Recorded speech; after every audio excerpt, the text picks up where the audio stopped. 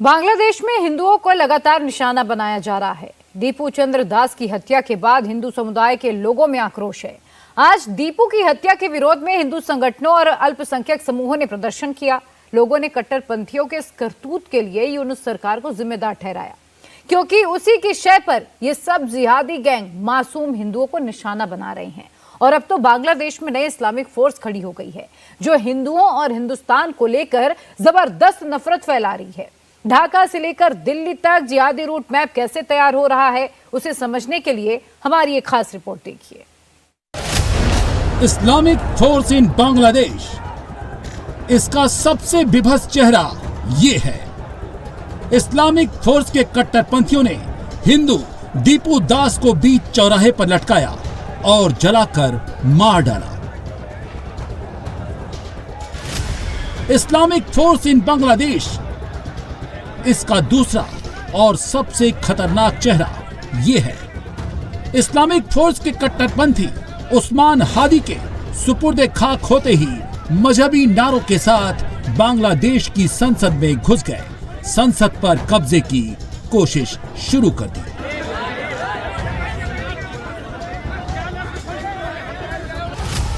Islamic force in Bangladesh, इसका तीसरा चेहरा ये है, हिंदुस्तान से नफरत। इस्लामिक फोर्स के जिहादियों ने नफरत की सारी सीमाएं लांघ दी। चटगांव में भारत के असिस्टेंट हाई कमीशन पर हमला कर दिया।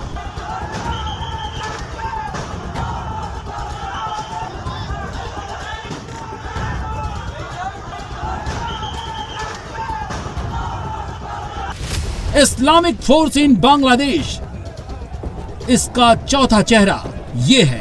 जब बांग्लादेश को बनाने वाले शेख मुजीबुर रहमान के घर को इस्लामिक फोर्स ने जला डाला और जिस पार्टी ने बांग्लादेश को तरक्की तक पहुंचाया, उसके दफ्तर को फूंक डाला। इतना ही नहीं, इन जालिमों ने अवामी लीग के नेता की बेटी को भी जलाकर मार डाला।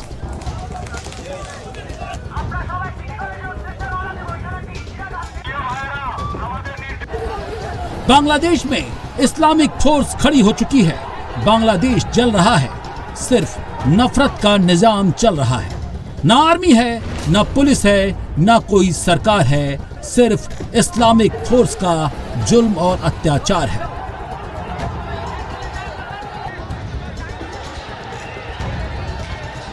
कोई जमात का झंडा उठा रहा है, कोई आईएसआईएस का नारा लगा रहा है, कोई हमास का नाम ले रहा है, कोई मुनीर के तलवे चाट रहा है, कोई कश्मीर का पर्चा उड़ा रहा है।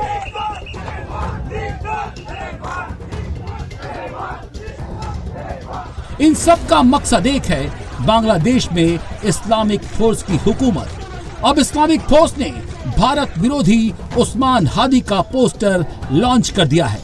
बंगबंधु शेख मुजीबुर रहमान को बांग्लादेश से हटाकर उस्मान हादी के कद को बड़ा कर दिया है।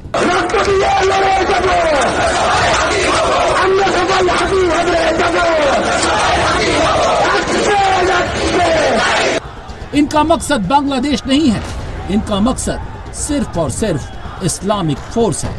किसी को मारो, किसी को काटो, किसी को पकड़ो, बस इनको इस्लामिक राज से मतलब है।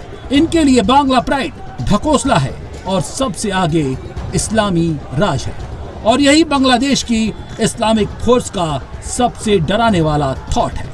ये कैसे काम कर रहा है और इस्लामिक फोर्स कौन चार्ज कर रहा है, खुद देख लीजिए।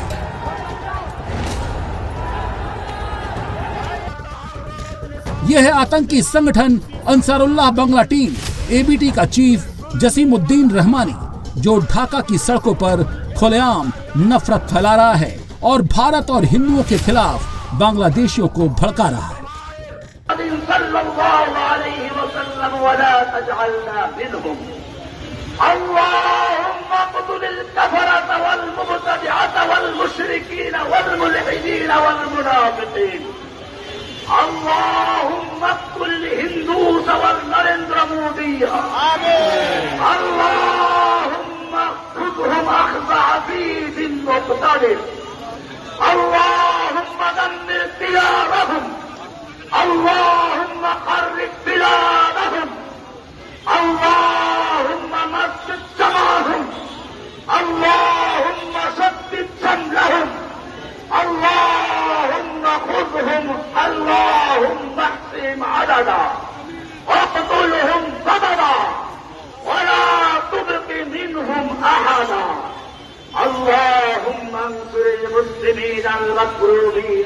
فلسطين آمين.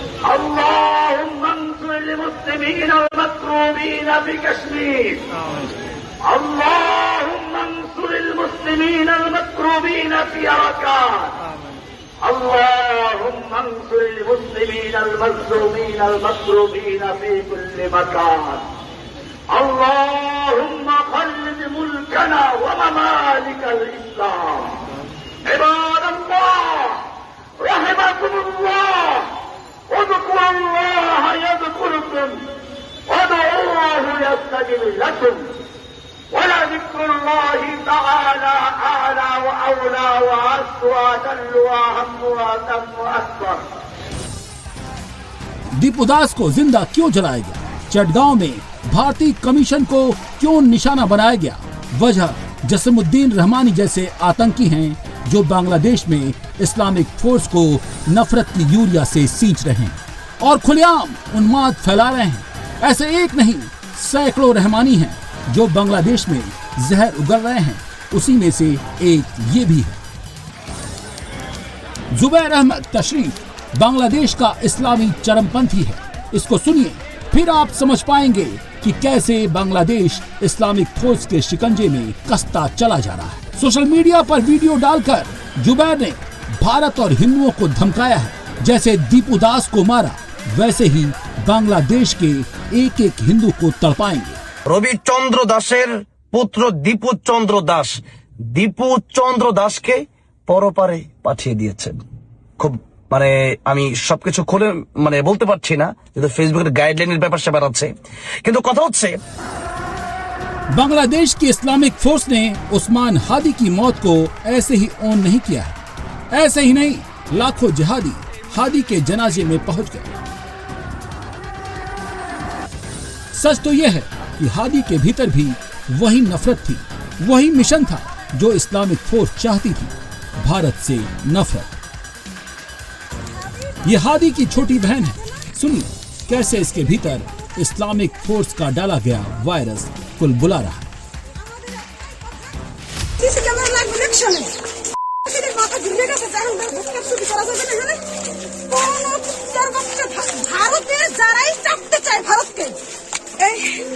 আমাদের এই লড়াই কিন্তু আজকের না, এই লড়াই আমাদের 200 বছরের লড়াই। তবে তোমরা বিশৃঙ্খলা সৃষ্টি করবে না।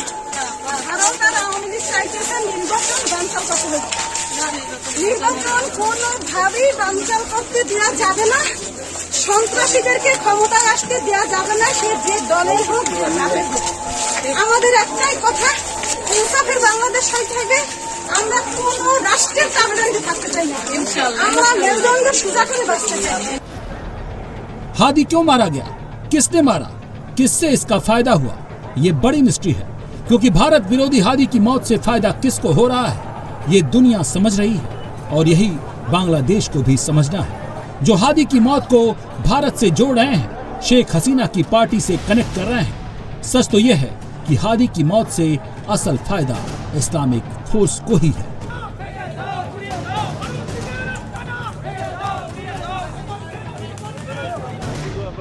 मतलब साफ है और मकसद इनका एकदम क्लियर है। इस्लाम के नाम पर देश पर कब्जा कर लो, तख्ता पलट दो। पहले शेख हसीना का तख्ता पलटा, यूनुस को लाया, अब उसका भी तख्ता पलट कर दो। इस्लामी फोर्स सिर्फ धर्म की सत्ता बांग्लादेश में चाहती है, और ये कितनी ताकतवर बन चुकी है इसके सामने बांग्लादेश की आर्मी भी हाथ जोड़कर खड़ी हो चुकी है।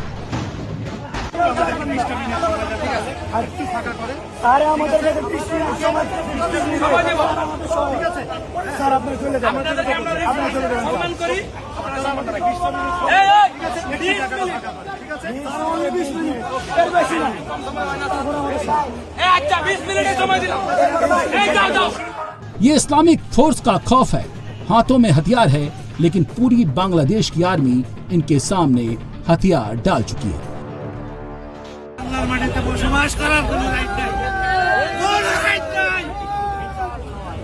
রক্তের লেলিহান শিকায় যখন এই সারা দেশ এই ডাটা সিটির রাজপথ আপনার বিমোচিত ছিল, তখন আপনারা করছিলেন তখন আপনি আপনার করছিলেন। इस वक्त बांग्लादेश को सीरिया बनाने की तैयारी हो रही है। इस्लामिक फोर्स बांग्लादेश को सीरिया बनाने की कोशिश कर रहा है और ये दिन दूर नहीं जब साउथ ईस्ट एशिया का बांग्लादेश इस्लामिक फोर्स का अड्डा बन जाएगा। बात सिर्फ बांग्लादेश की नहीं है, इस्लामिक फोर्स पूरी दुनिया में अपना पैर जमा रही है। ऑस्ट्रेलिया में बॉन्डी बीच पर निहत्थों को गोली चलाने वाले कौन थे? किस सोच ने 15 बेकसूरों को मार दिया? ऑस्ट्रेलिया जिनकी जड़ों को ढूंढ रहा है वो कौन है? वो यही इस्लामिक फोर्स है जिसका एक चेहरा बांग्लादेश में खड़ा हो रहा है। और जो लोग, जो देश इस पर खामोश हैं, वो भूल रहे हैं ये जहरीले अजगर हैं जो आज नहीं तो कल उनको भी निगल जाएंगे। और इन्हीं का जिक्र ट्रंप सरकार की डायरेक्टर इंटेलिजेंस तुलसी गबार्ड ने किया है। Continue to actively plot and try to attack us. They are a threat to our security and our safety.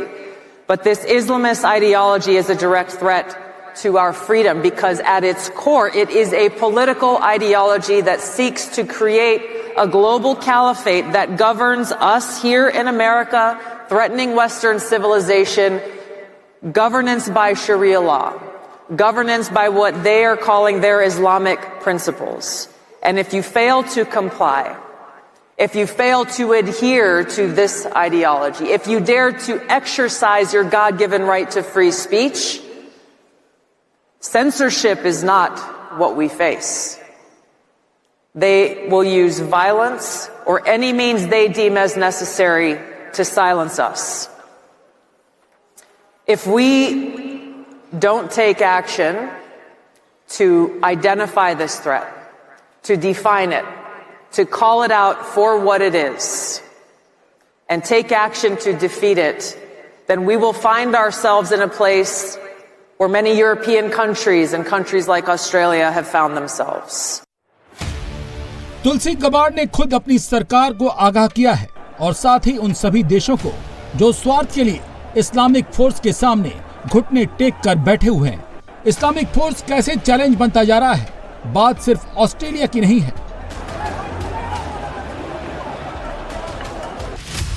Germany के मैग्डेबर्ग क्रिसमस मार्केट में हमले की आतंकी साजिश को नाकाम किया गया। इस हमले की साजिश इस्लामिक कट्टरपंथियों ने रची थी। पोलैंड में लुब्लिन क्रिसमस मार्केट पर आतंकी हमले की साजिश को भी नाकाम किया गया। 22 अप्रैल 2025 को पहलगाम आतंकी हमले में 26 निर्दोष नागरिकों की धर्म पूछकर हत्या की गई थी। इस हमले के पीछे भी इस्लामिक आतंकी थे। 7 अक्टूबर 2023 को इजराइल के नागरिकों पर बर्बर हमला हुआ, 1200 लोग मारे गए। ये हमला किया था हमास ने, वही हमास जो आज इस्लामिक आतंकवाद का सबसे क्रूर चेहरा है। 22 मार्च 2024 को रूस में मॉस्को के क्रोकस सिटी हॉल पर हमला हुआ, इसमें 145 लोग मारे गए थे। इस आतंकी हमले के पीछे भी इस्लामिक आतंकी थे। इस बार इसका नाम ISIS-K था। Countries where you can get arrested for praying silently on the street corner, as has happened in the UK. Countries where you can be arrested for putting up a social media post that someone finds offensive somewhere. The threats from this Islamist ideology come in many forms. As we approach Christmas right now in Germany, they are canceling Christmas markets because of this threat. In places like Dearborn, Michigan and Minneapolis, Minnesota, Islamist clerics are openly pushing this Islamist ideology, trying to recruit and radicalize young people. Earlier this year, there was a conference that was held representing organizations like the Council on American Islamic Relations, also known as CARE, which issued a call to action to use American legal and political systems to implement Sharia law. This is already underway in places. This is already underway in places like Houston. This is not something that may possibly happen. It is already happening here within our borders. Paterson, New Jersey is proud to call themselves the first Muslim city. They are working to implement in their own governments these Islamic principles that are forced on people through the use of laws or violence.